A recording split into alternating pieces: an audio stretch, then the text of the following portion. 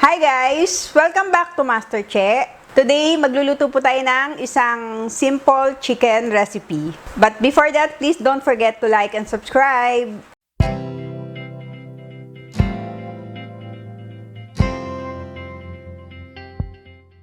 Ngayon po, magluluto tayo ng ginataang manok with a twist. Ito po ang ating mga kailangan. Meron po tayong chicken na hiniwa na po. Kailangan din natin ng ginger, coconut milk, kaffir leaves, garlic, wansoy or cilantro.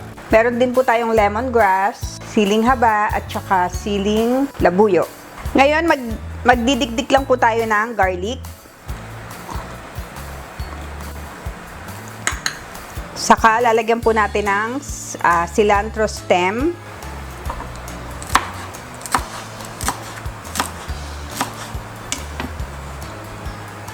Lagay lang po natin dito ang ating ginger.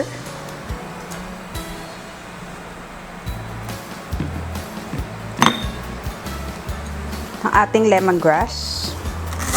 Ang kailangan po natin sa lemongrass, yung white part lang po.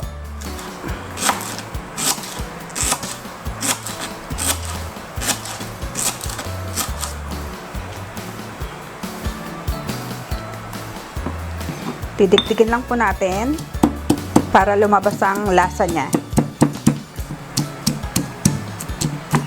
Gagawin lang natin siyang parang paste.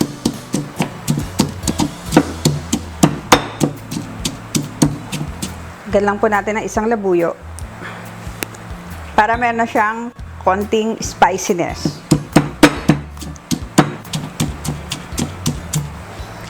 Yan, siguro okay na po yan. Ngayon, magsosote na po tayo. Lalagay na po tayo ng oil. At ang ating mga dinikdik, lalagay na po natin.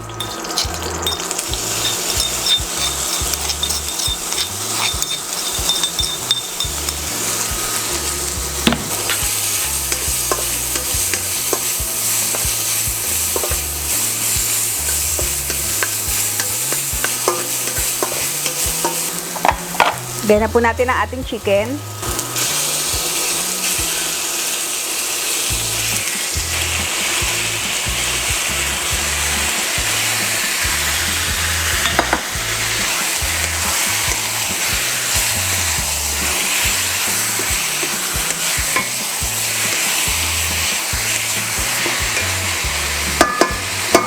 Ngayon, tatakpan po muna natin at babalikan po natin siya.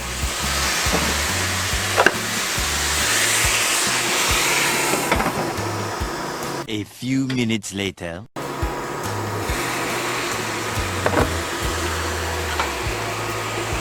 Haluin lang po natin ang ating chicken.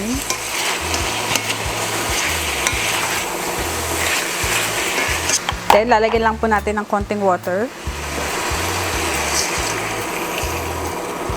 Para siguradong malutong maigi ang ating manok. At babalikan po natin siya ulit. A little longer than a few minutes later. Balikan na po natin ang ating chicken.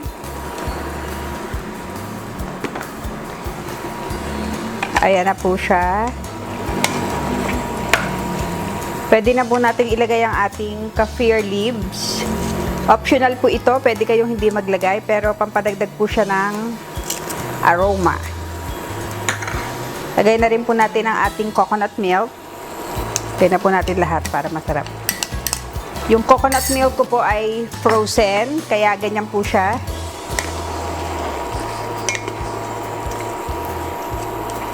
Timplahan lang po natin ng patis.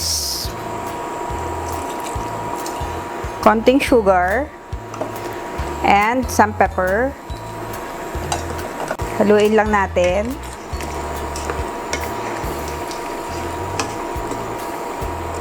Tikman ko lang po kung okay na. Konting patis na lang.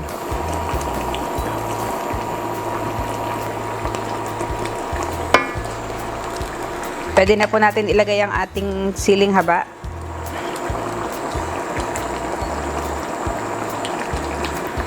Bayaan lang po muna natin siyang mag-simmer para ma-absorb niya yung coconut milk.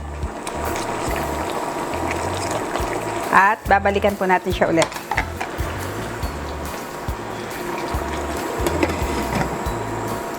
A few moments later. Ngayon po, balikan na natin ang ating chicken.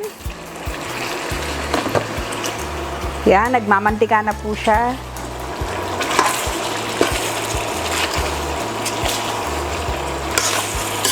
Ganito po ang gusto ko sa ating ginataang manok.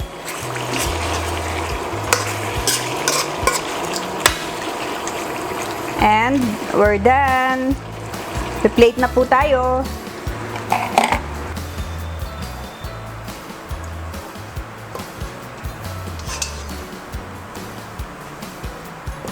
Ito na po ang ating ginataang manok.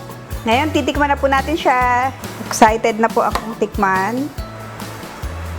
Sana po subukan niyo siyang gawin. Sigurado po magugustuhan niyo siya.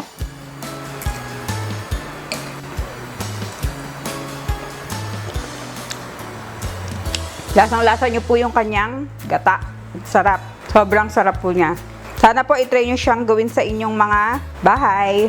Napakasimple lang po at napakasarap. And gusto ko lang pong i-greet ang aking mga pinsan na si Kuya Alex and Ate Mila Rebecho. Hi guys!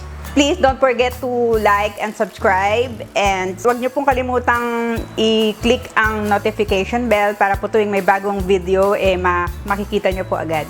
Thank you so much and God bless!